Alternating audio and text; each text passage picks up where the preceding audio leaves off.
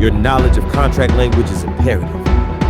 You must know what a violation looks like if you wish to be active in its cessation. It is important to understand that being active and knowledgeable affects your overall bargaining strength. Together we can forge a more militant NALC. Good morning and welcome back to Parcels of Knowledge, that podcast dedicated to delivering knowledge to the city letter carrier with your host, the Roseville Wrecking Ball. Today is the conversation you have all been waiting for. We will be talking about both restricted sick leave and Deems desirable. All right, so first, let's start off with definitions. Deems desirable is an indication in ERMS when a supervisor had done something that is hardly mentioned in the handbooks. By the way, the audio quality seems to be a little bit off right now. I'm sorry, I'm kind of in a rush. I want to get this done today. Hopefully it doesn't sound too bad. This is a status that should be used only when management has a reason to believe the carrier is abusing sick leave, such as a coworker coming to them and telling them, hey, that guy told me he'll be going to the baseball game when he calls in sick tomorrow. It should only be used on a case-to-case basis. This means that being placed on Deems desirable status for a period of time not equal to one incident is appropriate, and that incident should have reason to believe that there is abuse. Like maybe the manager saw you at Cedar Point that day. The only mention of the curse that is Deems desirable can be found in ELM 513.361 and reads as follows. For periods of absence of 3 days or less, supervisors may accept the employee's statement explaining the absence. Medical documentation or other acceptable evidence of incapacity to work or need to care for a family member is required only when the employee is on restricted sick leave or when the supervisor deems documentation desirable for the protection of the interests of the Postal Service. Restricted sick leave, on the other hand, is a labor-intensive thing that management normally doesn't enforce because they are too busy watching us for stationary events. This is a status that should be used in order to avoid removing someone without going above and beyond to correct the situation. Restricted sick leave can be found in ELM 513.39 and reads as follows. Restricted sick leave, 513.391, reasons for restriction. Supervisors or installation heads who have evidence indicating that an employee is abusing sick leave privileges may place the employee on restricted sick leave lists. In addition, employees may be placed on a restricted sick leave after their sick leave use has been reviewed on an individual basis and following actions have been taken. A. Establishment of an absence file. B. Review of absence file by the immediate supervisor and higher levels of management. That's levels, so more than one. C. Review of the absences during the past quarter of LWOP and sick leave used by employees. No minimum sick leave balance is established below which the employee's sick leave record is automatically considered unsatisfactory. D. Supervisor's discussion of absence record with the employee. E. Review of the subsequent quarterly absences. If the absence logs indicate no improvement, the supervisor is to discuss the matter with the employee to include advice that there is no improvement during the next quarter. The employee will be placed on restricted sick leave. So this is a long and labor-intensive process of management working with the employee to do what they need to do in order to avoid discipline and to correct the action. This is in line with the M39 and other things, and it's a very good thing. It is important to note that these provisions are incorporated into the National Agreement via Article 19, which makes it so handbooks, manuals, and memos relevant to wages, hours, and working conditions are part of the National Agreement. These two are also important to understand on their own accord because they are often used the wrong way. Deems desirable doesn't necessarily not exist, as some people claim. It exists, but in a different form than management uses it.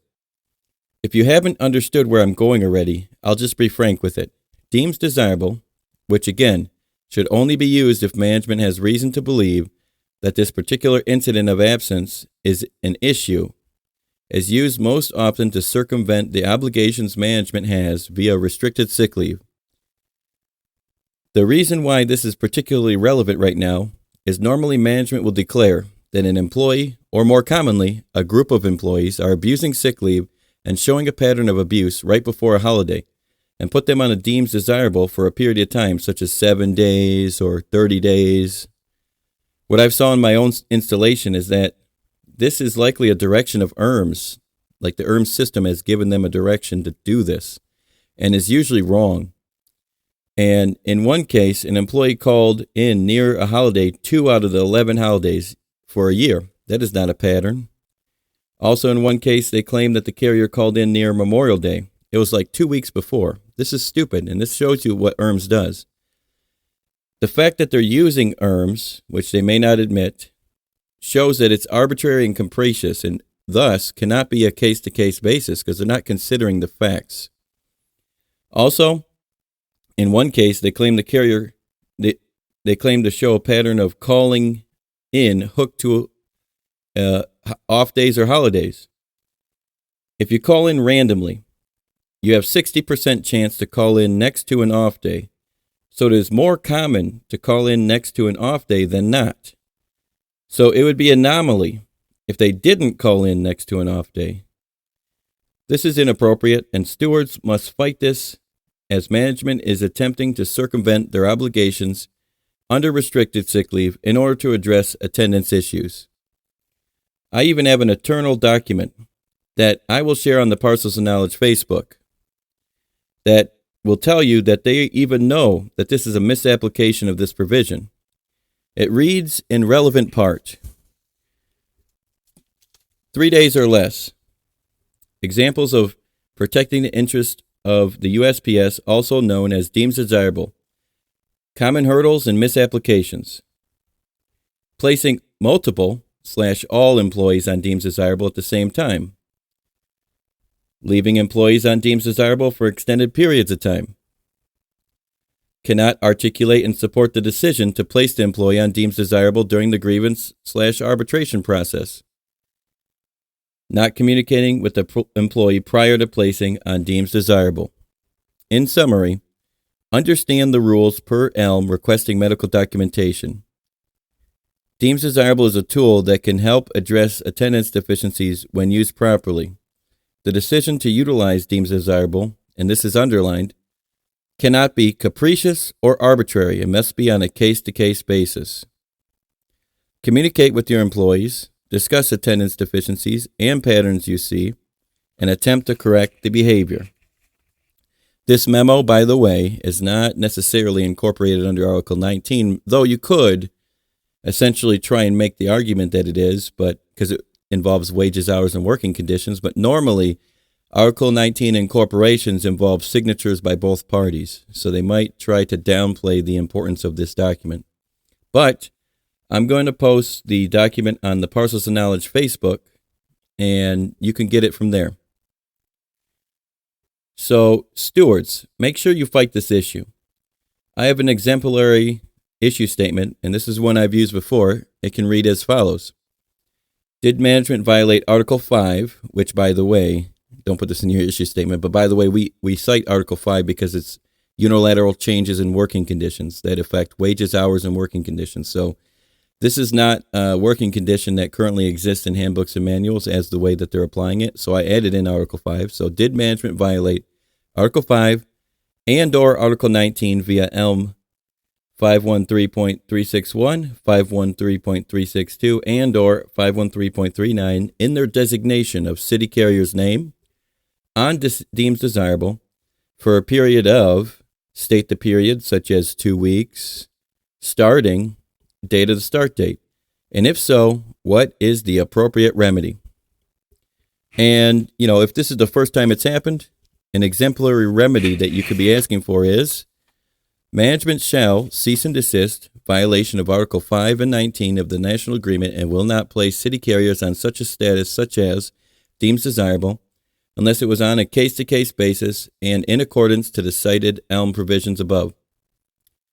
One issue you may run into while you're filing this is that carriers may not let you know, because when management pulls them into the office, they say, this is just a discussion, you might not need your steward, and then when they talk about it, it sounds like something that is appropriate, so they might not question it.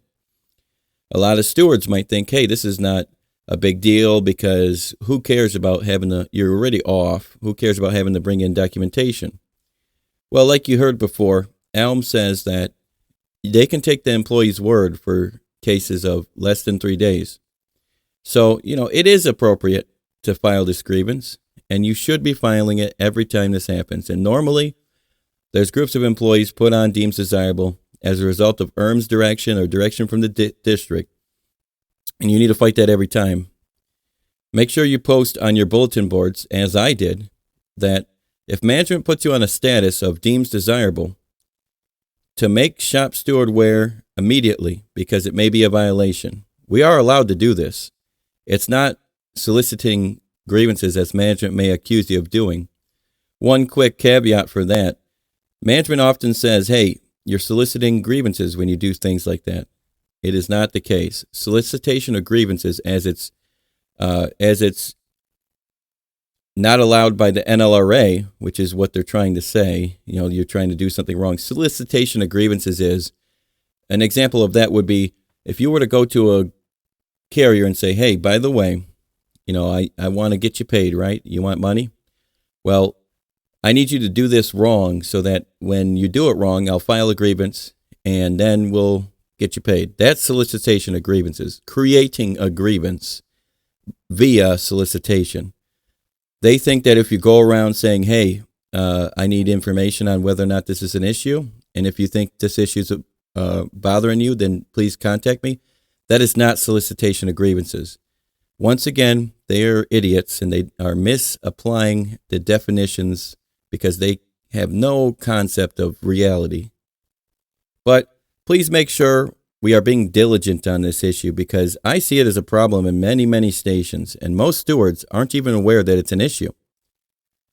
Now, I know today was a short one. I'll probably go into things more in depth if you need me to, but I think I covered the issue relatively good today, even though it was a short one. Don't forget, I'm looking for Region 2 NBA, Debbie Dixon. I'm looking for questions for her. We're going to do a Q&A. Questions may be submitted by or before Christmas Day, and submit them via email at rosevillewreckingball@yahoo.com. And I need you guys to submit them to me. I'm going to put in the description my email, and we're going to have a good time. She's going to answer any question you ask. Could be anything. Hardballs, softballs, anything. So hopefully you learned something valuable today. And as always, have a good day. Brothers and sisters, this guy is good, man. He's fucking good. And my boy Joshua, he killed it. Man, he's lockstep right now. He's killing it.